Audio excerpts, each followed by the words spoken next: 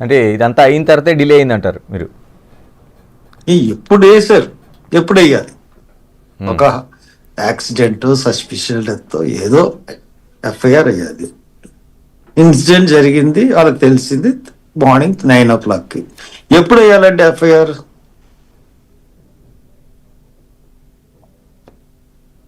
చెప్పండి సార్. అదే వెంటనే చాలా వరకు కొంత విచారణ చేసిన తర్వాత కదా పోలీసులు వేసేది.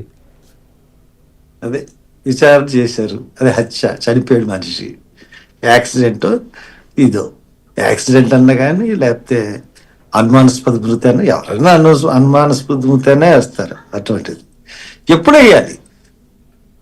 వాళ్ళకి తెలిసిన వెంటనే ఫస్ట్ ఇన్ఫర్మేషన్ రిపోర్ట్ అండి అది. అవును, ఎఫ్ఐఆర్ ఎప్పుడు వేయాలి? ఎప్పుడు వేయాలండి? వెంటనే వేయాల్సింది. అంటే ఎప్పుడు వేశారు తెలుసండి వాళ్ళు? ఎప్పుడు వేశారు? రాత్రి 8ంటికి వేశారండి.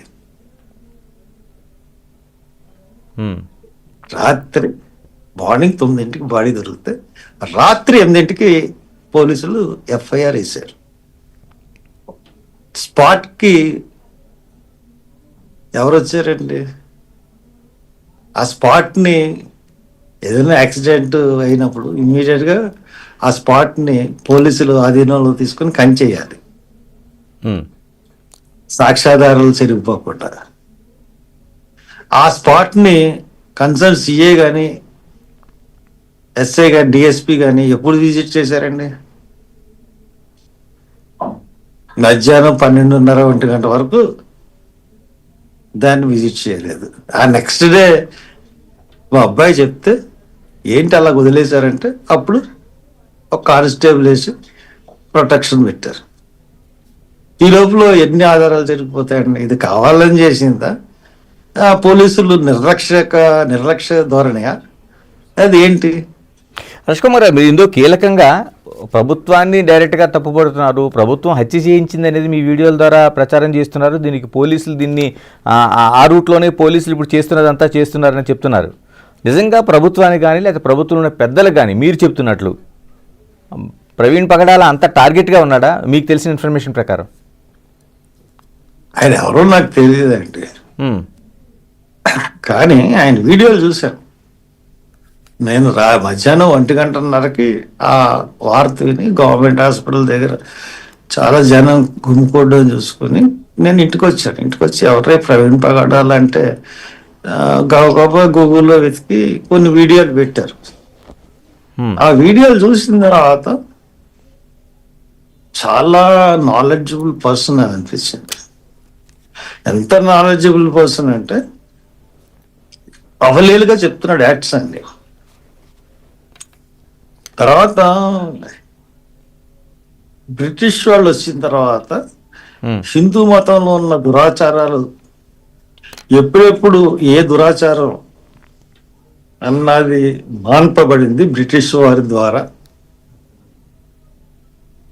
అన్నది కూడా చాలా క్లియర్గా చెప్తా ఉన్నాడు.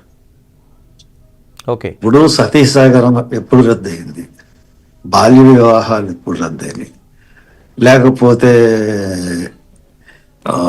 చాలా చాలా భూమి పేదలకి కొనుక్కోవడానికి కూడా రైట్ లేదు. తర్వాత దళితులు పెళ్లి చేసుకుంటే ఆ పెద్ద దగ్గరికి 5 రోజులు వాళ్ళ భార్యని పంపించే విధానం, ఇవన్నీ మనం వింటున్నాయి. కానీ ఇవన్నీ ఏ యాక్ట్ ద్వారా మనకు తెలియదు, ఎవరు చేశారు, ఇంతకుముందు ఉండేదట అని అనుకుంటున్నాం. ఓకే, ఇంతకుముందు ఉన్న వాళ్ళు హిందూ రాజ్యాంగంలో ఉన్నట్టు ఈ యాక్ట్లు అన్నిటిని బ్రిటిష్ వాళ్ళు వచ్చి రద్దు చేశారు. అది అతను చెప్పింది. దానివల్ల హిందూ ఫ్యానిటిక్స్ కానీ కోపం రావచ్చు, పెద్ద ఎత్తులోనే ఆయన గురించి ప్లాన్ చేసి ఉండొచ్చు. లేకపోతే ఈ రోజు వరకు సీఎం ఎందుకు మాట్లాడట్లేదు? ఎంత అలజడి జరిగిందా? ఇక్కడ ఒక 60,000 మంది అతన్ని పోస్ట్ మార్టం దగ్గరికి వచ్చారు. ఒక 50,000 మంది అక్కడ హైదరాబాద్లో అతని ఊరేగింపులో పాల్గొన్నారే. ఎందుకు పోలీసులు ఇప్పుడు లడ్డూల గురించి మాట్లాడిన పవన్ కళ్యాణ్ కానీ, లడ్డు సిట్టేసిన చంద్రబాబు నాయుడు గారు కానీ ఎందుకు దీని మీద స్పందించట్లేదు? పోలీసుల ద్వారా ఈ కేసుని మాఫీ చేయాలని చూస్తున్నారు. అదే నా ప్రధానమైన ఆర్పణ. హర్ష కుమార్ గారు మీరు ఎందుకు చెప్తున్న 7 రోజులు ఎందుకు లేట్ అయిందండి? పోస్ట్ మార్టము ఎందుకు లేట్ అవ్వాలి? 3వ రోజు రావాల్సిన పోస్ట్ మార్టం ఎందుకు రావాలి? 3వ రోజు రావాల్సిన పోస్ట్ మార్టం 7 రోజుల వరకు ఇప్పుడు దాకా ఎందుకు రాలేదు? ఒకవేళ ఇంటాక్సికేటెడ్ అయితే వెంటనే గంటలో చెప్తారు డాక్టర్లు, పోస్ట్ మార్టం రిపోర్ట్లోనే వెంటనే అతను తాగి ఉన్నాడు అని చెప్తారు. అది కూడా చెప్పకుండా ఎక్కడెక్కడో తాగారని చెప్పి అతన్ని పర్సనల్గా అతన్ని అసాసినేషన్ చేసి అతని క్యారెక్టర్ని ఎదవేషాలు ఎత్తుంది అనుకుంటుందా ప్రభుత్వం? ప్రభుత్వం ఒక కమ్యూనిటీని, ఒక సమాజాన్ని అడగదొక్కాలని ప్రయత్నిస్తూ ఉంది, పైన నుంచి కేంద్ర ప్రభుత్వం దగ్గర నుంచి ఈ ప్రభుత్వం వరకు. అందుకనే కదా ఈ రోజున క్రైస్తవ సమాజం కానీ, సెక్యులర్ వాదులు కానీ, మాలాటి వాళ్ళు కానీ తిరగబడుతున్నది ఎందుకు? అందు గురించే. హర్ష కుమార్ గారు మీరు చెప్తున్న ప్రభుత్వం ప్రమేయం ఉంది కాబట్టి ఇంత లేట్ అవుతుంది. ప్రభుత్వమే దీని అంతటికి కారణం. లేకపోతే ఎస్పీకి ఏంటి పని పప్పు? హర్ష కుమార్ గారు మీరు చెప్తున్న డౌట్స్ కావచ్చు, లేకపోతే మీరు లేవనెత్తున్న ప్రశ్నలు కావచ్చు, వీటన్నిటిపైన కుటుంబ సభ్యులతో ఏమైనా మాట్లాడారా? వాళ్ళ మిస్సెస్ కావచ్చు, లేకపోతే పిల్లలుగా అవసరం ఏంటండి? మాట్లాడాల్సిన అవసరం ఏంటి? అంటే వాళ్ళకి డౌట్లు ఉన్నాయా?